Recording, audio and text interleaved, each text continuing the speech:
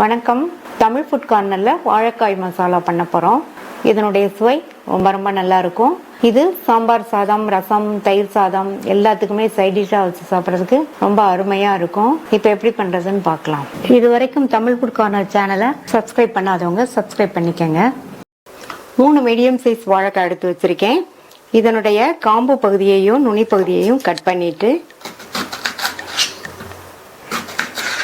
தோல் சீவிக்கலாம்.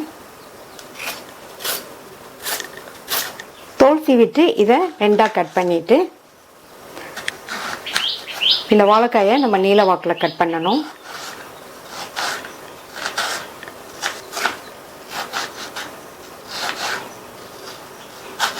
இது மாதிரி கட் பண்ணி தண்ணியில் சேர்த்துக்கலாம். இது மாதிரி கட் பண்ணி தண்ணியில் சேர்த்தோம்னா வாழைக்காய் கருத்து போகாமல் இருக்கும். இந்த பேனில் தண்ணி விட்டு நல்லா கொதிச்சிட்ருக்கு. இந்த மாதிரி கொதிச்சதுக்கு அப்புறமா நம்ம கட் பண்ண வாழைக்காயை இதில் சேர்த்துக்கலாம். இதில் 1 டீஸ்பூன் உப்பு சேர்த்துருக்கேன். உப்பு சேர்த்துட்டு நல்லா கலந்து விட்டுருங்க. இந்த வாழைக்காய் 3 நிமிஷத்துக்கு மட்டும் வேகட்டும். அதுக்கு மேலேயும் வெந்ததுன்னா மசாலாவில் சேர்க்கும் போது வாழைக்காய் குழஞ்சு போயிடும்.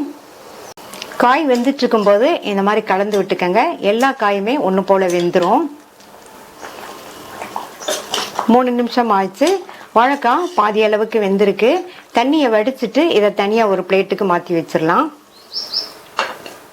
இந்த பேனில் 1 டேபிள் ஸ்பூன் எண்ணெய் சூடானதும் அதில் 2 சின்ன பீஸ் பட்டையும் 1/2 டீஸ்பூன் சோம்பும் சேர்த்து நல்லா பொரிஞ்சதுக்கு அப்புறமா ஒரு பெரிய சைஸ் பெரிய வெங்காயத்தை கட் பண்ணி சேர்க்குறேன். கூடவே கருவேப்பிலை, 5 பல் பூண்டை தட்டி சேர்த்துக்கலாம்.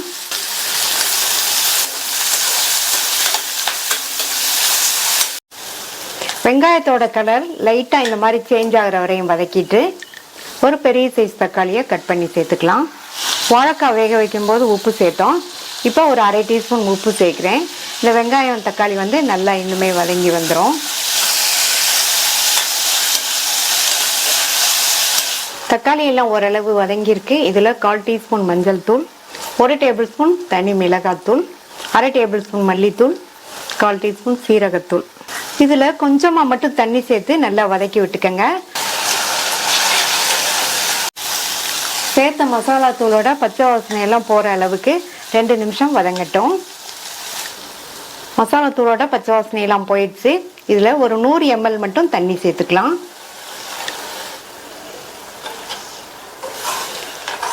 தண்ணி சேர்த்து நல்லா கலந்து விட்டுருங்க. இது மறுபடியும் கொதிச்சு வரட்டும்.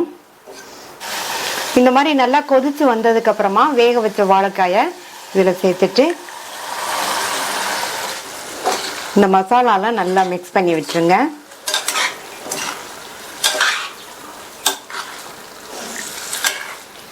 இந்த மாதிரி நல்லா மசாலாவில் மிக்ஸ் பண்ணிட்டு மூடி போட்டு ஸ்டவ்வை சிம்மில் வச்சுருங்க. 4லேருந்து 5 நிமிஷத்துக்கு அப்படியே இருக்கட்டும். இடையில ஓப்பன் பண்ணி பார்த்து அப்பப்போ கிண்டி மட்டும் விட்டுக்கங்க. சிம்லேயே வச்சு 4 நிமிஷம் ஆச்சு. வாழைக்காயெல்லாம் நல்லா கரெக்டாக வெந்திருக்கு. நல்லா சாஃப்டாக வெந்திருக்கு எல்லா வாழைக்காயுமே. அடுத்து இதில் பொடியாக கட் பண்ண கொத்தமல்லி இலைகள் கொஞ்சம் சேர்த்துட்டு நல்லா மிக்ஸ் பண்ணி விட்டுறலாம்.